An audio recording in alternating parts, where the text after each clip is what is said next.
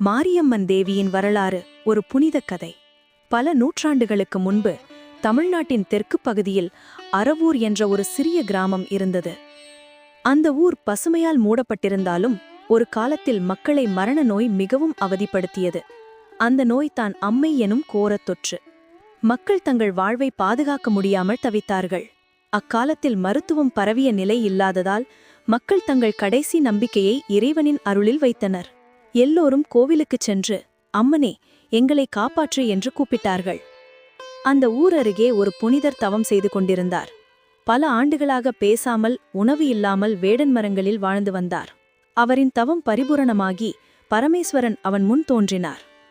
சிவன் கேட்டார், ஓம் முனிவரே, உமது தவ பலனாக என்ன ஆசைப்படுகிறீர்? முனிவர் கூறினார், நமஸ்காரம். இந்த ஊரையும் அதில் வாழும் மக்களையும் காக்கும் ஒரு சக்தியை உலகிற்கு அருள வேண்டும். அவள் மக்கள் நோய்களில் இருந்து விடுபட ஒரு தெய்வமாக இருக்க வேண்டும். சிவன் மனம் மகிழ்ந்து பார்வதியை நோக்கி, திரு, நீ அங்கே சென்று அம்மனாக அவதரித்து மக்களை காக்க வேண்டும் என்றார். அந்த நேரத்தில் பொங்கல் மாதம் பௌர்ணமி அன்று ஒரு விசித்திரமான திரவிய தீ ஊரின் மையத்தில் ஏற்பட்டது. எல்லோரும் அச்சத்தில் இருந்த நேரத்தில் அந்த நெருப்பிலிருந்து ஒரு தெய்வீகமான பெண்மணி வெளிப்பட்டாள். அவள் தலைக்கவசத்தில் வில்வம், தோளில் வேர்விசிறி, கையில் தீக்குச்சி, கண்ணில் அழல், ஆனாலும் முகத்தில் கருணை.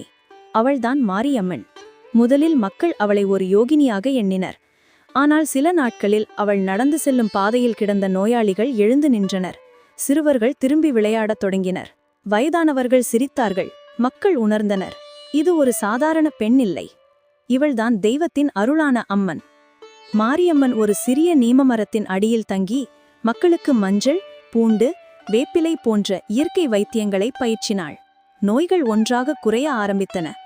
அவள் தங்கிய மரத்தையும் அம்மனி நோக்கிய வழிபாடும் மாரியம்மன் கோவிலாக வளர்ந்தது. மக்கள் ஆண்டுதோறும் பங்குனி மாதத்தில் தேர் திருவிழா, தீமிதி, நோன்பு விரதம் மற்றும் பொங்கல் பலிகள் கொண்டு அம்மனை வழிபட ஆரம்பித்தனர்.